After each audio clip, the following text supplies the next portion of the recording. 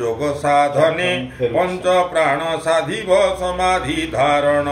আসন প্রত্যাহার বলে মনকু স্থাপিব নিচলে मन से समेत इंद्रिगण निर्मल बुद्धि रे संयम से बुद्धि क्षेत्र के प्रमाणी आत्मा रे क्षेत्रज्ञ को जानी आत्मा रे आत्मा को निरोधी एमंते जे जन सुबुद्धि आत्मा रे लाभ लभे हेले कर्म छाड़िब तेते बेले ए भावे जीवर निस्तार कालर नाही अधिकार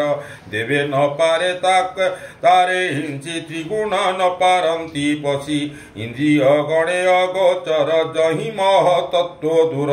देवे न पांति जाहा चिंती न जानू बोलंती दुरात्मा भाव परिहरि सुहृद भाव चिते धरी जे अटे वैष्णवर धाम परम पद जार नाम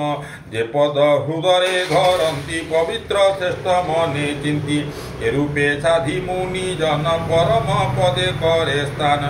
विषय वासना को हेले विनाशी शास्त्रर विचारे जेबे ता देह त्याग मन तेबे साधिब दृढ़ासन बाम चरण पछ भर तेणे निरोधी ओलाधार मूल पवन ऊर्ध्वे तेजी नाभि पवन संगे मझी संगे मिली मूल पवन ऊर्ध्वे तोड़ी नाभि पवन संगे मिली बेनी पवन मूल पुणी बले स्थापिब हृदय कमले तहु तोलिब तीनि प्राण कंठे से बसई उदान व्यान पवन तार तुले धरी स्थापिब तालु मूले तहु कुंभक साध्य करी प्राण को भूमंडले भरी निरोध करी सप्तद्वार स्मरण करिब ओंकार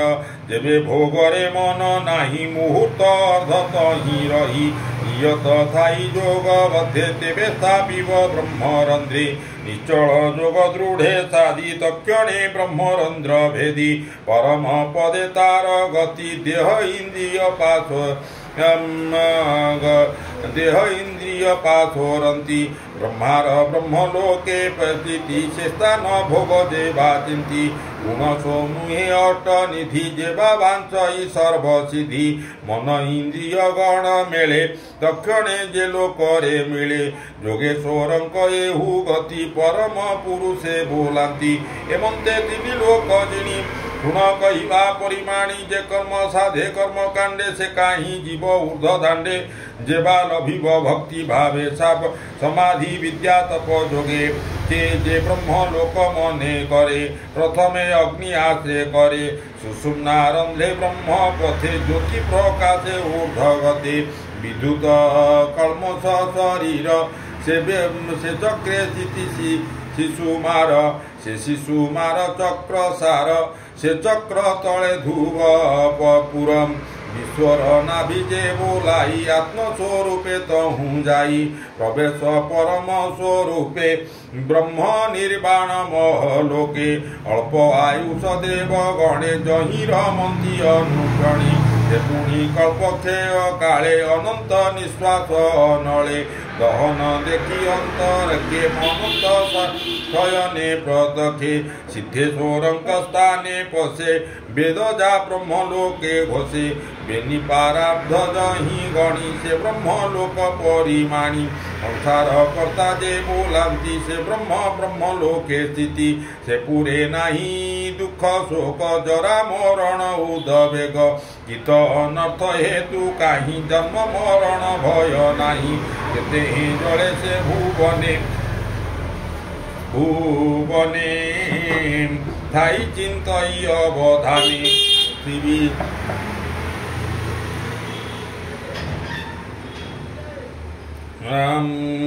पृथ्वी रूपे जले जाई जे इष्ट भोगता भुंजई अनल मध्य तहु तिथि ज्योति स्वरूप प्राण चिंती पवने करई संसार धरई पवन शरीर से वायु काले नभे पुरे से जीवर लिंग रूपे हरे गंध कल्पई घ्राण मात्रे रसको रसनाने समेते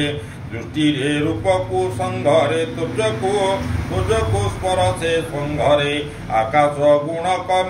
कर्णे भरी ए रूपे प्राण पुष्पे धरी बुद्धि इंद्रिय भाव एणे पंच तन्मात्रा परिमाणे ए अहंकार तीन गुण बुद्धि इंद्रिय जेव ज्ञान पंच विकार पंच देवा मन समेत करी सेवा ए पंच देवता समेत सूक्ष्म स्वरूपे महतत्व से तत्व गुणर संस्थान प्रधान देहे होए लीन से नित्य शांति सनातने आत्मा निरधे आत्मज्ञाने प्रवेश करे विद्यमाने विज्ञान आनंद चेतने आनंद ज्ञान रस भले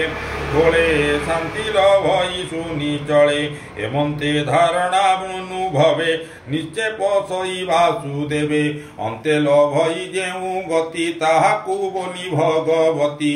जही पशिले आत्मा मन न लभे पुनरागमन सुन हे रूप परिचित जेणु पूछिलु भागवत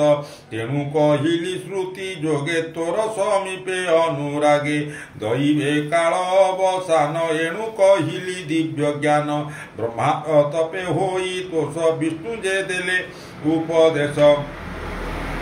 जे सत्य मुक्ति क्रम मुक्ति स्वभाव सिद्धि बेनी गति से पथ कहिली मु तते एबे तू सुन एक चिते संसारे संचरंती जेते तांक तारण पथ जेते एहिटी जान शिव पथ जात हूँ भक्ति जोग जात जेहू उपाय प्रिय भावे भक्ति लभे वासुदेवे ब्रह्मार तप कष्टे हरि जहा कइले दया करी जे ब्रह्मा ब्रह्म वेद सार सकल बुद्धि तीनि बार जे भक्ति जीव सुख पथ ए भावे हेला फेरत से हरि सर्वभूत मध्य नित्य विहरे आत्मपदे बुद्धि लक्षणे अनुमाने निश्चल जोगी जोग ध्याने मम्मी पठिले मिठा चाल आउ आंब ध्याने